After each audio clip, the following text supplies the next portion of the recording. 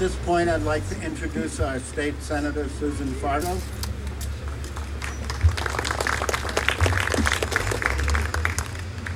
Good afternoon. I really want to say how much I appreciated being invited to this ceremony. It's a very, marks the culmination of a very important project for the town of Bedford involving state and local government, the federal government, the nonprofit, and the town of Bedford. And it has many moving parts to it. Whenever you get that combination of several levels of government and several different pieces to something, it can take 14 years. It's hard to do it, and it's hard to maintain and sustain that effort for that long. The town of Bedford has done an excellent job utilizing the resource of the Community Preservation Act. What comes to mind is the old town hall, which was beautifully restored using that money, and certainly same money went into this project.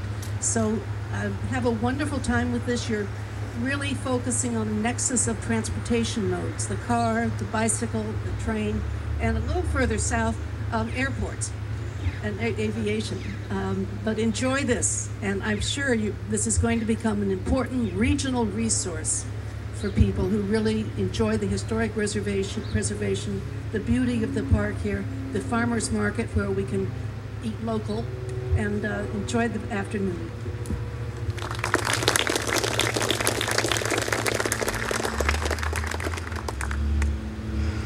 Our next special guest is Luisa Paiewonsky. Luisa is the Commissioner of Mass Highway, and as I said earlier, helped us through a major bottleneck. As I was looking her up online, she has a job that has responsibility for over 1,850 people, $1 billion of capital and operating budget money, 9,500 miles of roadways, and 2,800 bridges. Luisa?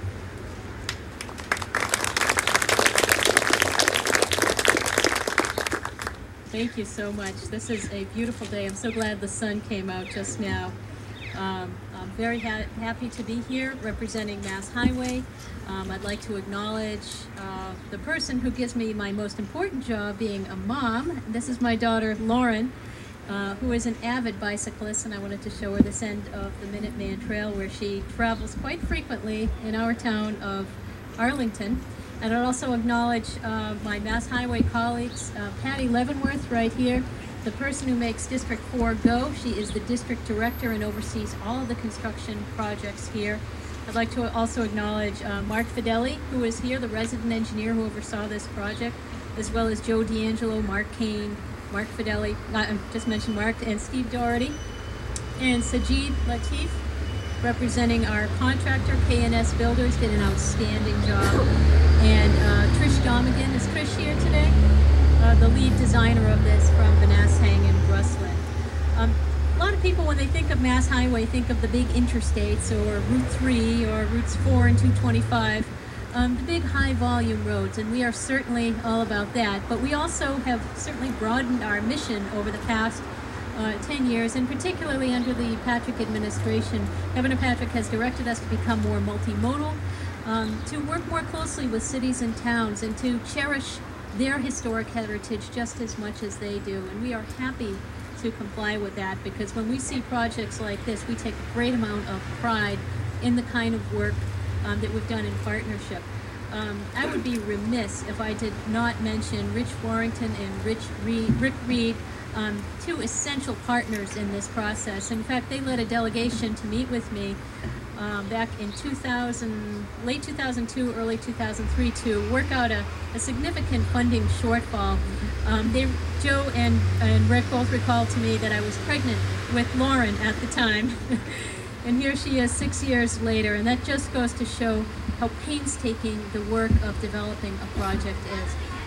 Senator Fargo, Representative Murphy, the entire delegation, the Friends of Depot Park, the Board of Selectmen, citizens who have shown a great deal of preservation and vision, all combined to make a project like this work. It had thousands of moving parts, as Senator Fargo said, and as she also said quite correctly, this is not just a local resource, this is a regional resource, from the bikeway to the restored rail car to your farmer's market to this building which we're about to open. This is something that Bedford should take pride in because it is an attraction and a resource for the entire region. Again, I want to thank all of the town officials from Bedford, the DPW, the members in the audience today who used to work for the railroad and who assisted in this complex and difficult and very worthwhile enterprise. We wish you great usage of this facility and also safe travel on the Minuteman Bikeway. Thank you very much.